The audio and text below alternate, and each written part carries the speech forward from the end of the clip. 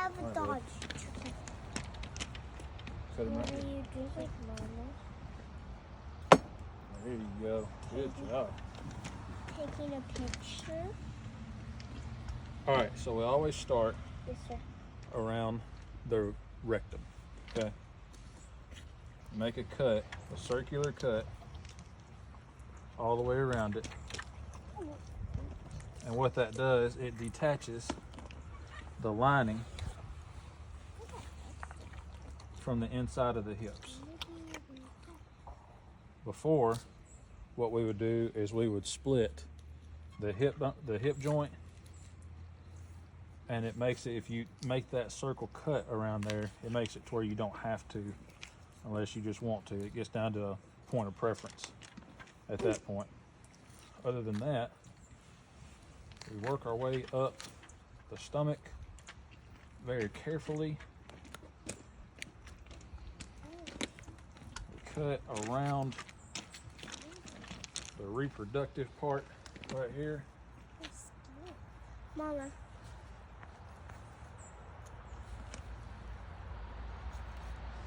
And that comes off. It's just held by a membrane. We go all the way down.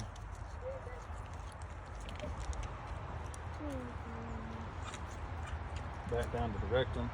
That completely eliminates that part. From there, you just go right under the skin. You always want to have the knife upside down at this point, because you do not want to bust a gut. You don't want to make an accidental cut into the stomach and bust a gut.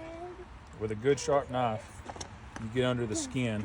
You hold that leg down. You get under the skin and you can just zip up.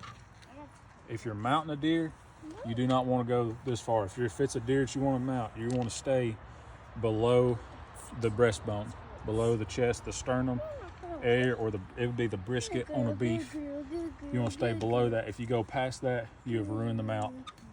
One day we'll do a tutorial on if you want to mount a deer. Hold this leg, bud. After that, you turn the knife over.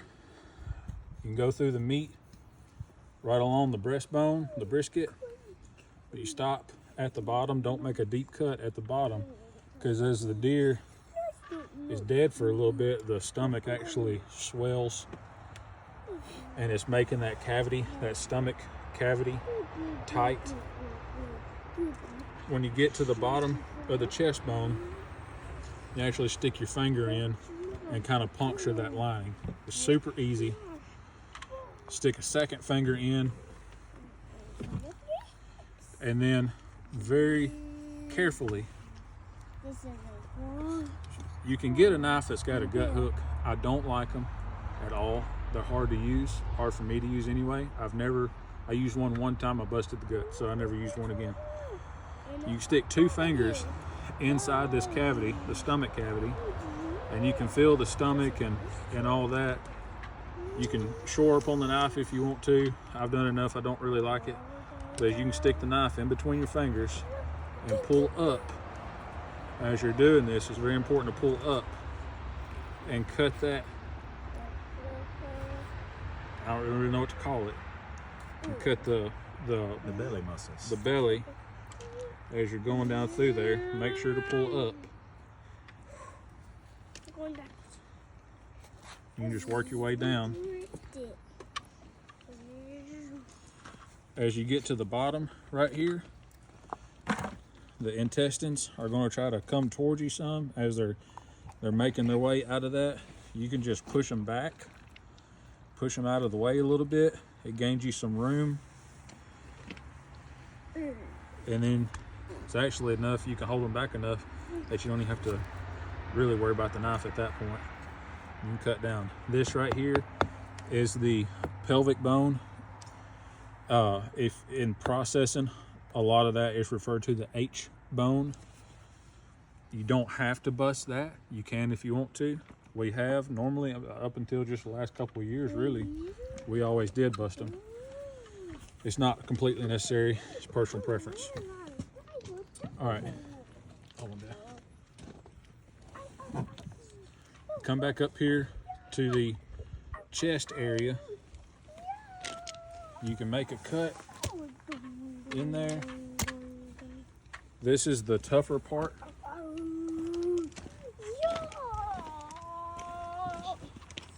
If you're gonna go through it with a knife, it needs to be something fairly heavy bladed. You can go through it with a saw a lot faster, or a lot easier rather.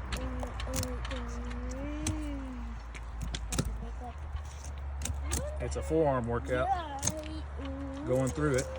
If you can't go through it with a knife like that, that's okay. It doesn't mean that you're doing something wrong. I've just done a whole lot of these and I know what to feel for. I know what to do. After that, you get to the diaphragm part. You start cutting the diaphragm away from the rib cage, and you also up here where the heart and lungs are, you cut that away. This deer was shot with a 6.5 Grendel. It is absolute mush in the lungs. I mean, it just destroyed the lungs. Don't let people tell you that you have to use a big caliber to kill these deer. This deer was shot. It ran about 40 yards maybe downhill on what you might refer to as a dead run, meaning the deer was dead on its feet.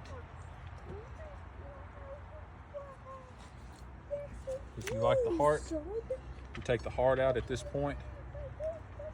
And where's that bag? You bag up that other heart? Where'd you put the other one? In the freezer. Dad's It's in the door. Dad's gonna grab a bag. That heart is very lean muscle. I have yet to eat one, but we have several in the freezer, and we are going to eat them.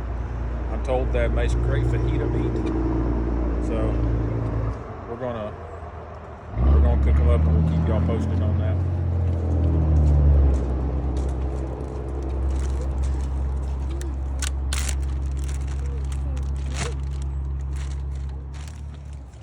From this point, good to have a certified leg holder.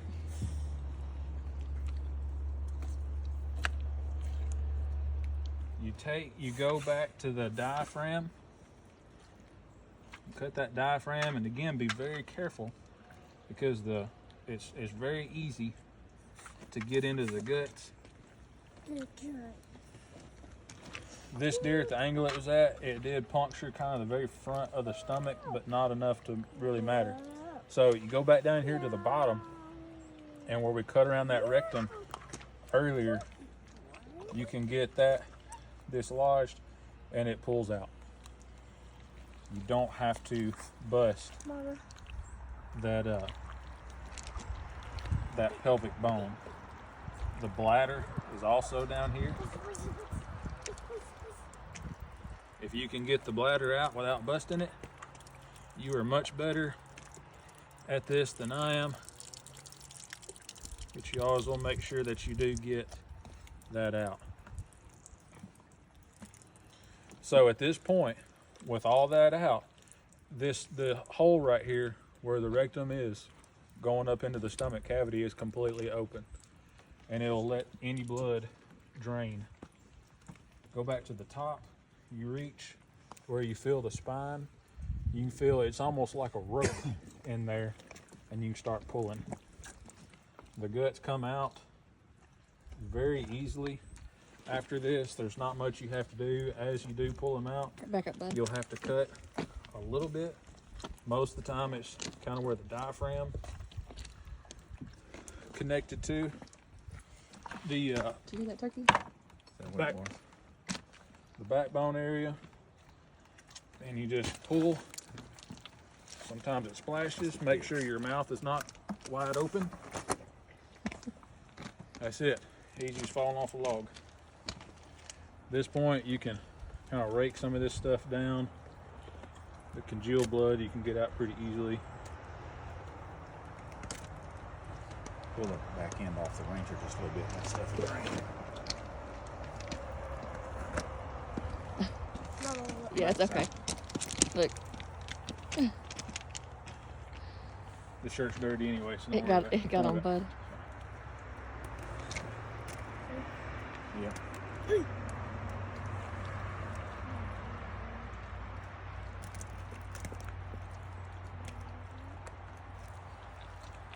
If you're hanging outside, you ain't necessarily got to worry about getting all this blood out. But we're hanging them inside the shop. And I'm very picky about my shop. I don't like a lot of blood in the floor. What we're going to do, since this did have a little bit of a puncture in the stomach, we're going to get another bucket, fill it up with water, and just do a flush, and then you're good to go. Cut your tenderloins out right in there. I'm going to wait till I clean it off first. What Dad was saying just now is about cutting the tenderloins out. This is a good time to cut the tenderloins out. If you let them stay in there as the meat ages, in the dry age process, they will get smaller. They will get a scale on them that you'll have to trim off. It's not a big deal. If you cut them out now, they don't get that scale on them. And I guess technically you probably get a little more meat out of the deal. We do it both ways. There's no right or wrong to either one. Totally up to personal preference. I will say after this, after the gutting process, if you skin them right now, the skin peels off incredibly easy. And it's basically at that point, you're hanging them just like you would a beef in a processor with the skin off, the dry aging. That's the way we like to do it. All right. How long do you like to let it hang?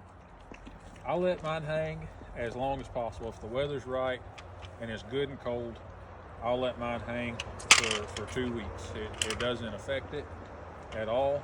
At dry aging, at a processor on a beef, it's going to be 14 to 21 days, which is 2 to 3 weeks. The conditions that we hang them in are pretty similar. When it's getting up in the 40s at night, we don't let them hang nearly as long. The next 2 nights are going to be in the 30s. It's going to be cool. Plus, they're hanging inside a pretty cool shop out of the sun, which really helps out a lot. But I've let them hang when they was froze solid before in a real hard winter. I've let them hang for as long as a month. It's not going to hurt them. They was completely froze solid like they was in a freezer. Had to let them thaw out to cut them up. But we'll let these hang, I think, about 3 days on these because the weather is getting a little warmer on Thursday. So we'll let them hang for a few days and cut them up, grind them up, and go on about our merry way. Get them in the freezer. Any questions, put it in the comments and we'll answer them as best we can. You excited, Bud? Daddy.